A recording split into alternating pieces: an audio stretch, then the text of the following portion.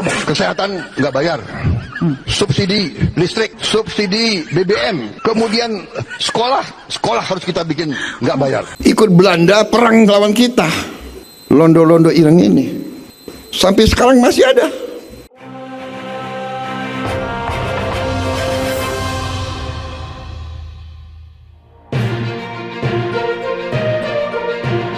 Menunggu pidato 14 Agustus dengan cemas.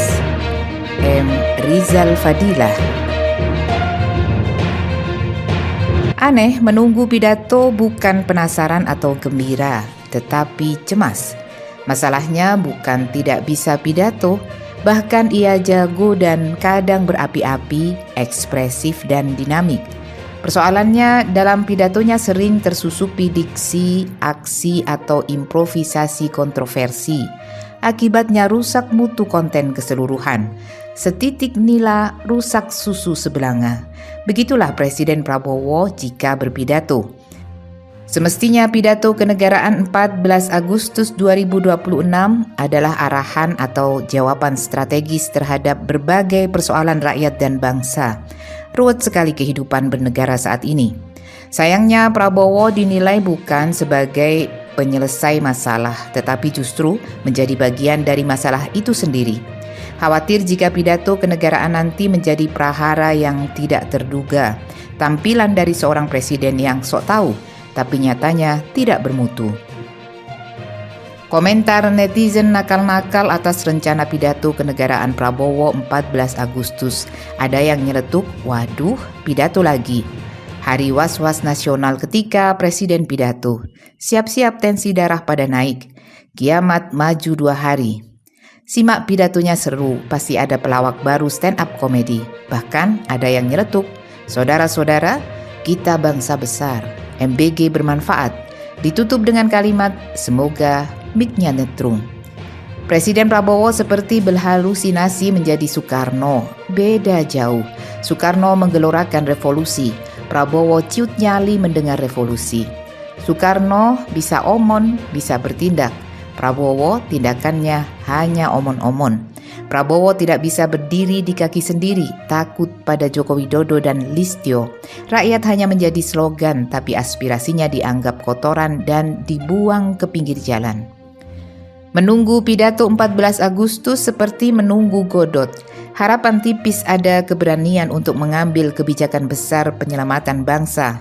Sense of crisis mesti ada dan dibangun. Pemberantasan korupsi bukan basa-basi. Mulailah dari diri sendiri yang juga nggak bersih-bersih amat. Oligarki ditempatkan di depan untuk dilawan, bukan di samping menjadi teman seiring. Aparat penegak hukum tertibkan.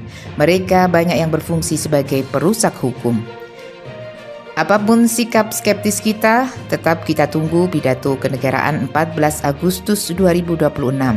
Semoga bukan sekedar kampanye MBG, KMP, SR, URI, dan program seenak udah lainnya. Jika pidato itu bermakna, maka Prabowo akan lolos sampai akhir periode. Sebaliknya, jika pidato itu butut dan hanya rangkaian kata-kata berbunga, maka sampai Oktober saja mungkin ia bertahta. Prabowo Gibran, endgame. Cukup sudah kesabaran rakyat sebagai korban. Seperti dalam menunggu godotnya Samuel Beckett, Vladimir atau Didi dan Estragon atau Gogo berbicara ngalor ngidul tentang sepatu dan topi di bawah pohon kering menunggu kedatangan Godot. Ketika datang Pozo, mereka kira itu Godot. Pozo seorang yang senang melecuti budaknya, Lucky. Rakyat menunggu kehadiran negara untuk membantu mengatasi penderitaan, tetapi negara itu tidak pernah hadir. Yang datang hanya Prabowo yang melecuti dengan omon. Rezim omon terdiri dari presiden omon-omon, wapres tidak bisa omon, menteri yang asal omon, DPR banyak omon, sementara rakyat tidak boleh omon. 14 Agustus nanti yang akan datang itu Godot atau hanya orang kejam Pozo? Didi dan Gogo ngobrol lagi di bawah pohon kering.